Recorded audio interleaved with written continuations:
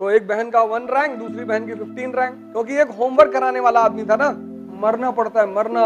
मोदी जी कितना बड़ा रिस्क लिए। राम के पास महल होते हुए उन्होंने अपने बच्चों का जन्म महल में नहीं होने दिया।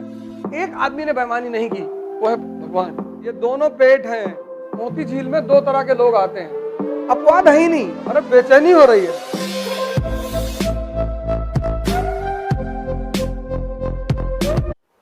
मुझे कुछ चीजें पता चल गई हैं दुनिया में। उसमें से एक चीज ये पता चली है कि जितना जलोगे उतना निखरोगे, और कोई नियम ही नहीं है ही नहीं। इसीलिए राम ने अपने बेटे को जंगल भेज दिया। यही वजह थी, और कोई वजह थोड़ी थी। जंगल में ऐसा थोड़ी जंगल में गए छोड़ आए, आश्रम में थे, महल में जन्म नहीं हुआ। तो तुम तो वैसे ही भाग्यशाली हो कि तुम्हारे बहुत सारे लोगों का महल में वैसे ही जन्म नहीं हुआ। राम के पास महल होते हुए उन्होंने अपने बच्चों का जन्म महल में नहीं होने दिया, क्योंकि उनको पता है कि जिसका भी जन्म महल में होगा वो ज्यादातर अपवाद सभी जगह होते हैं। मुकेश अंबानी भी एक रईस आदमी के बेटे हैं, लेकिन एक काबिल आदमी है। लेकिन ज्यादातर लोग सुख सुविधाओं में बचपन से इतना डूब जाते हैं। भाई 3 दिन से एसी नहीं है यहां पे, लेकिन हमें क्लास लेना है। हमारे बड़े सारे मित्र हैं, एसी नहीं है, नॉट टेक क्लास, चले गए। तो हमें कुछ चीजें जीवन में समझ में आ गई। वही मैं तुम लोगों से बार बार कहता हूं, मैं पढ़ाना वढ़ाना थोड़ी चाहता हूं यार, ये सब तो किताब में लिखा है, जाओ पढ़ो। तो उसमें से एक चीज मैं समझा कि जितना जलोगे उतना निखरोगे, और तुम्हारे हिस्से का जलना कोई और कर ही नहीं सकता।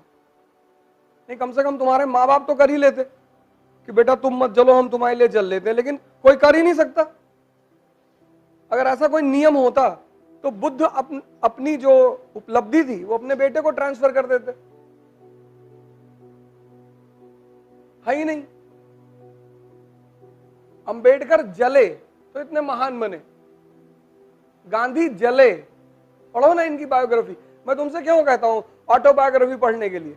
इसलिए थोड़ी कि उसके क्वेश्चन मेंस में आते हैं। इसलिए कहता हूं कि तुम जब भी किसी को पढ़ोगे तो एक बात तुम्हें पता चलेगी कि यह व्यक्ति जला, अपवाद है ही नहीं, है ही नहीं। जीवन में तुम चुनौतियां ही तो हैं, और क्या, और रिस्क है। मोदी जी कितना बड़ा रिस्क लिए। उस रिस्क, उस आदमी की जो रिस्क है ना, उसका कोई तुलना नहीं है। मैं एक प्रधानमंत्री के रूप में भले उनके बहुत सारे कदमों से सहमत ना हूं, लेकिन मैं 2 चीजों का उनके हमेशा सम्मान करता हूं। एक उनकी उपलब्धि का, हमेशा आप मेरा कोई भी वीडियो देखेंगे मैं उनकी उपलब्धि का बड़ा सम्मान करता हूं, क्योंकि वो जहां से आए हैं उस जगह पर ये चीज का सपना देखना कि मैं प्रधानमंत्री बनूंगा, वही बहुत बड़ी बात है। और बिना लोकसभा का इलेक्शन लड़े सीधे दिल्ली आए, पार्लियामेंट, बोले लोकसभा, बोले बाद में देखेंगे। यहां लोग जिंदगी भर सपा बसपा कांग्रेस बीजेपी के पीछे कार्यकर्ता बने घूम रहे कि भैया वार्ड मेंबर का चुनाव लड़वा दो। उस पर वो नेता बोलता कि तुम्हारे लिए बहुत अच्छा सोचा है, तुम 2 साल वेट करो, अच्छा सोचा है तुम्हारे लिए, कुछ बड़ा सोचा है। तब तक तुम्हारी शुगर बीपी हाई हो गई, तुम 65 के हो गए, अब कहां लड़ोगे चुनाव। वो आदमी कभी लोकसभा के जीता ही नहीं, सीधे पार्लियामेंट आया, पैर शपथ लिया।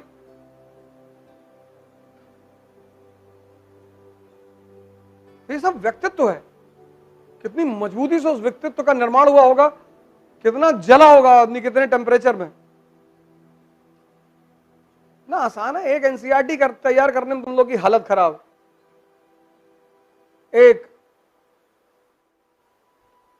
और 1 अरब 50 करोड़ के देश में प्रधानमंत्री बनना 2nd टर्म, तीसरे की तैयारी है।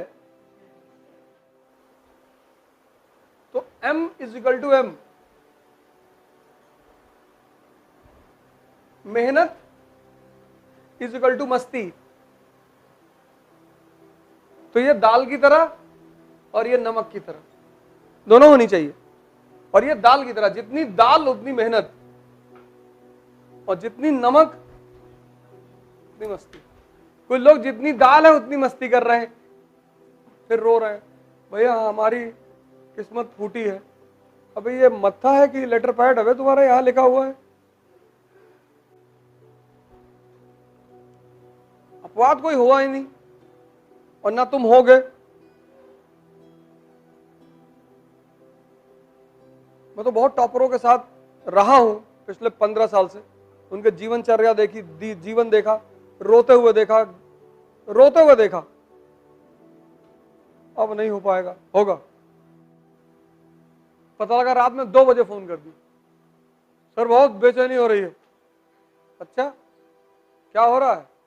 तो बेचैनी हो रही सर। तो कैसा फील कर रहे हो? अरे बेचैनी हो रही है। कहाँ बैठे हो? सर वो वहां बैठे, आईआईटी के पास बैठे हैं। तो पैदल चले आओ उन्नाव तक, और जहां रास्ते में खत्म हो जाएगी बता देना। पता लगा 6 किलोमीटर चले, बोले खत्म हो गई सर, तो वापस चले आओ, बैठ के पढ़ो। यही तो मानव है। सब तो हमको नहीं होती क्या? होती है।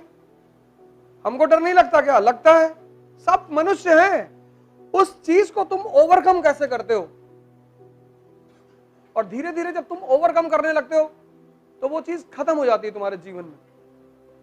और जब काम नहीं कर पा रहे हो, होमवर्क नहीं कर पा रहे हो, हम स्कूल में क्यों अच्छा परफॉर्म करते थे? क्योंकि टीचर्स होमवर्क ना करने पे पीटती थी। यहां कोई होमवर्क ना करने पे पीटने वाला नहीं है।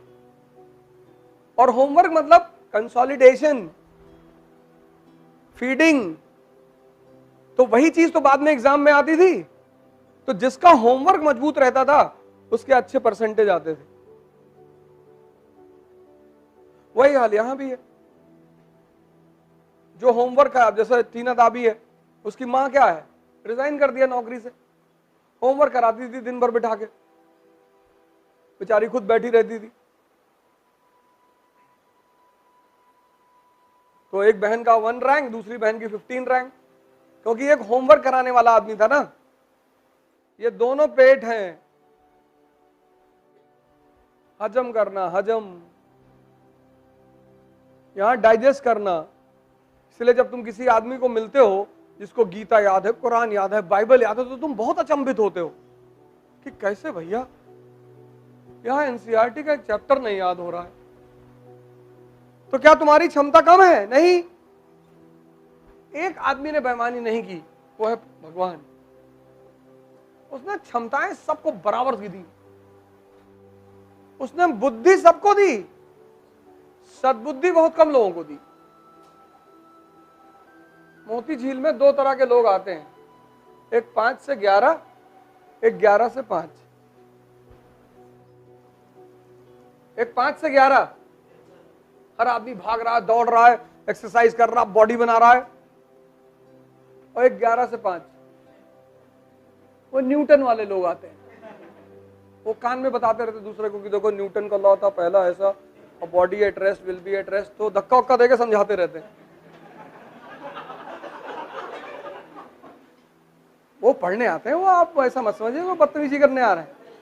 बहुत कंसंट्रेट होकर पढ़ाई करते हैं, पर रिजल्ट ही नहीं मिलता। वो 11 से 5 वाले परेशान है कि जीवन में कुछ है ही नहीं, भगवान ने हमको कुछ दिया नहीं। इतना मारेंगे ना जूता से, तुमको मरना पड़ता है, मरना। इस धरती पे चाहे भगवान पैदा हो चाहे इंसान, नियम सबके लिए बराबर है, सबको जलना पड़ता है।